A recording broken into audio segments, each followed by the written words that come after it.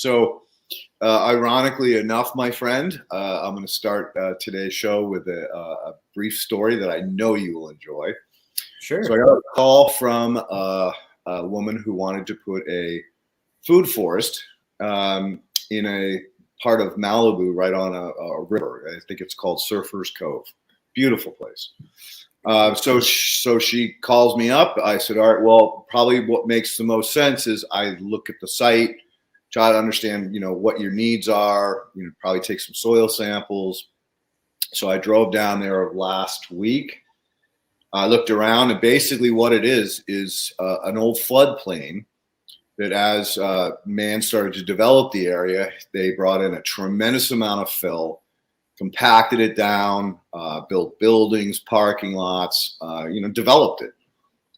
Put a bunch of Quonset huts on it. There's an excavator there. There's a drill rig operator. So it's not the cleanest environment. And I'm like, well, get that backhoe over here. Let's dig a pit and see just how much fill and how mixed up it is. So they started digging, and it was chunks of tar, gravel, sand, rock, clay, you name it, just packed it down as hard as they could. Yeah. So I'm like, well, the only thing I can do here is build you a horizontal soil system, because if we dig holes and you put the stuff in the soil, when it rains or when an irrigation pipe breaks or something happens, it's going to turn into an anaerobic cauldron. So she's like, oh, okay. So, well, can you do it? And I'm like, yeah, I'll do it. So I literally built a horizontal soil system in a parking lot. Cool. And I'm really happy you speak about that, because that was one of the questions I had for you. At my dad's house, his property, same thing. When the house was built, it was all built on fill. So I'm not sure what to tell him to do, because it goes so deep. I think it goes like 6 feet deep of just fill. So tell us, how you're supposed to deal with this. So what I did was we excavated down about 2.5 feet in the center and about 2 feet on the edges. So it's like it's a U-shaped. We put down about 6 inches of sand in the middle, actually probably 9 inches of sand in the middle, and probably 3 or 4 inches on the sides. Then I mixed up an A-Horizon, knocked it out of the park. I used, of course, my BioComplete compost. I did my sand to clay silt ratio as well as my organic matter, ran it through a screen, a trommel. Came out super fluffy. You stick your hand in there and smell it. It smells like soil. It smells like real soil. So put a layer of that down. This particular one, I put down 12 inches on top of the what was already there, the sand. Actually more, 18 inches. And then I went down this morning and dropped off all of our BioComplete compost, which will be about 4 inches deep on the corners and about 8 inches deep in the middle, because I told them to create a mound. So basically, the key to this whole thing is making sure that the bottom of that ditch pitches somewhere. In this case, it pitches back to one corner.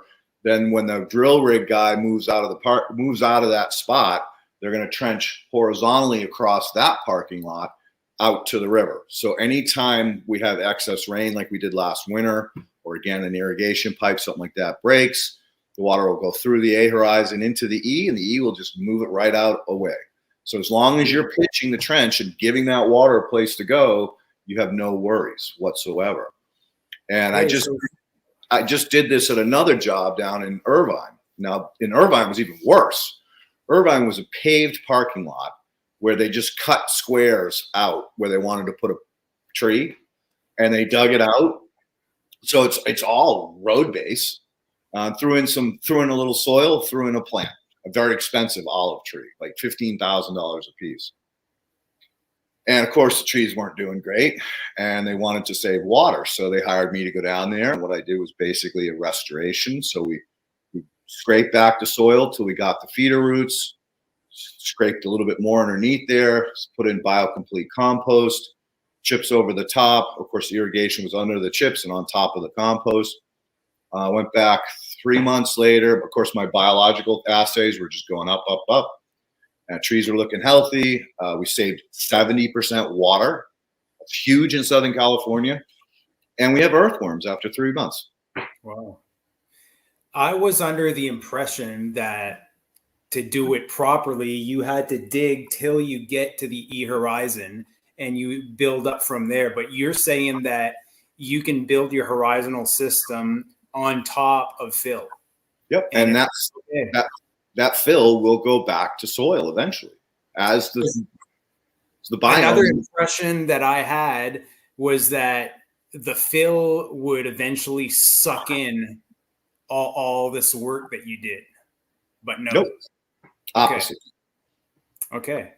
So what will happen eventually is that the biology that we've installed will connect with the necromass. Now that's a complicated word. Necromass would be the existing organisms that are in cyst form or suspended, protecting themselves until the environment comes back. So even in a compacted fill, there is still some life forms that will eventually, once the soil gets to be the right for them, they will come back to life. And then, of course, the worms come in. Once the worms start pushing through the fill, it'll all go back to nature. Okay. Because, like, for example, our parking lot, every 2 years we have to put more gravel because it just sinks in. So I would have thought that you would have built a horizontal system, let's say, on top of a bunch of clay, and the clay would just have sucked it up in a couple of years. But you're saying it doesn't happen. No, what happens is the clay platelets. So think of clay platelets as flying saucers, right? In a compacted situation, the flying saucers stack up on top of each other. And that prevents infiltration of water. It prevents gas exchange and provides an environment that is very, very difficult for plant life to get a foothold in. So what happens when you get the bacteria and the biology going in there, those clay platelets begin to stand up. So you end up creating these little eyes. And inside the pockets of the eyes, you'll get biofilm. And so that'll protect that little pillar from tipping over or collapsing on itself. And so and that just keeps going and going and going. As the biology and the plants take off, they will exchange or transition into that clay stuff, compacted stuff, and break it up and turn it back into a living soil. Okay. I have like a really selective memory there. And when you say things in podcasts, I remember. And I remember way back you saying that when you go to a job site and you want to consult them, the first thing you do is you dig to see what you have to deal with. And I must have misunderstood, but I thought that if you couldn't reach the horizon, it was just too deep. It was just something that was going to be too expensive and you couldn't deal with. So I kind of misinterpreted that, I guess. Yeah. So that's not how you roll. No, the reason I dig the pit is because I want to see the horizon, see what I'm up against, right?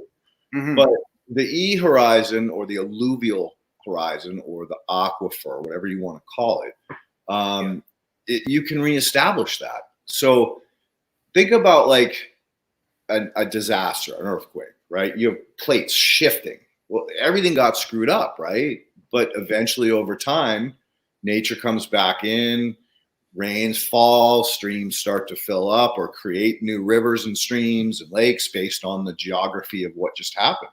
So nature will take care of itself. The interesting thing is that we humans have 80 years of life here.